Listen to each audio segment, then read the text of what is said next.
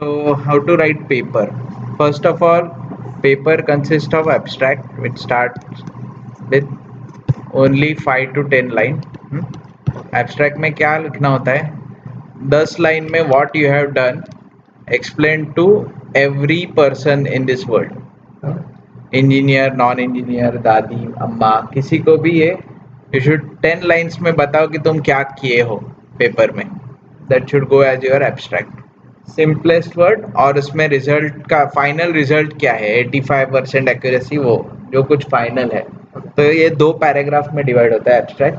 एक तो general information पहले 5 लाइन में कि what is the requirement of your project to the society, and बचे हुए 5 लाइन में what you have achieved out of it and what is remaining. So abstract is very short version of your paper. You don't have to read the entire paper. ये limited नहीं है 10 lines के लिए या 10 words के लिए, पर have a good habit of keeping everything below 200 words. This is a standard format. Once you go for your MS, you will realize why 200 words and all. So every form upload has this limitation when you are sending your abstract. And this 200 words should be well written. So generally we write abstract at the end of your paper when everything is known to you. Second part of the paper should go as introduction. Now this is the general introduction to your paper. This is for engineers or your field people. Yeah. So introduction will have everything in detail, general information like Wikipedia gives.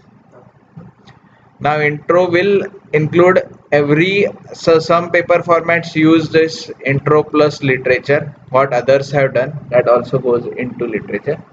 Some paper format has a separate section on literature review where what was done previously, you are not inventing something. Yeah. You are following somebody else's work, somebody else's ideas. Even if it is your own idea, there might be 100 people at this moment getting the same idea in this world. So there must be some similar work which you have to report in your literature.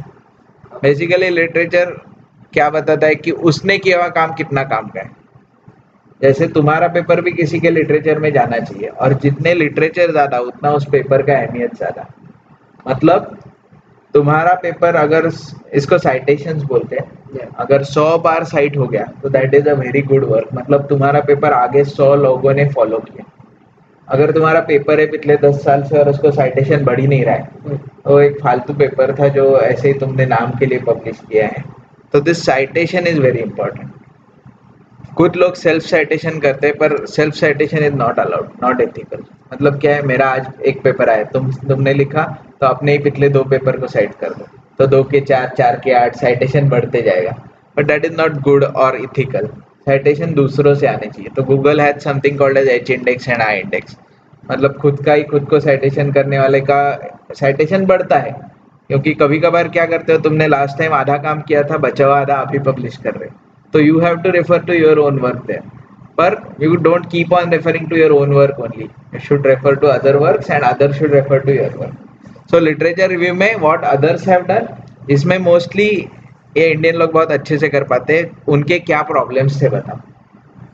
तो पूरा paper नहीं, बहुत बार download नहीं होता, तो how to download and do the literature search video is already available on the website. तो वहाँ देख लेना और फिर लिटरेचर रिव्यू रिपोर्ट लिख देना. उसमें एटलीस्ट 20 पेपर्स के नाम आने चाहिए कि इन्होंने ये किया था और इसमें ये प्रॉब्लम्स थे. तो क्या एक पेपर भी मिल गया तो उसके साइटेशन में जितने भी पेपर के नाम है वो सब रिलेटेड ही होंगे. Understood? So this is how you do a literature search. Third part is methodology. Now methodology is the exact way you have done it. It do not have anything else.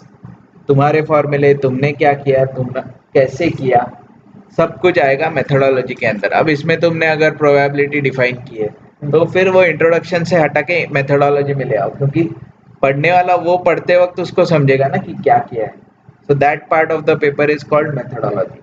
Methodology में each and every flow chart, algorithms, block diagram, code snippets, everything should go into the methodology, how you did it, so that next fellow इस तरह से लिखो कि next fellow उसको repeat कर पाए. Don't give him everything, but giving all the information to repeat your work. Next is results and discussion. So sometimes it's separate. Most of the times we take it together.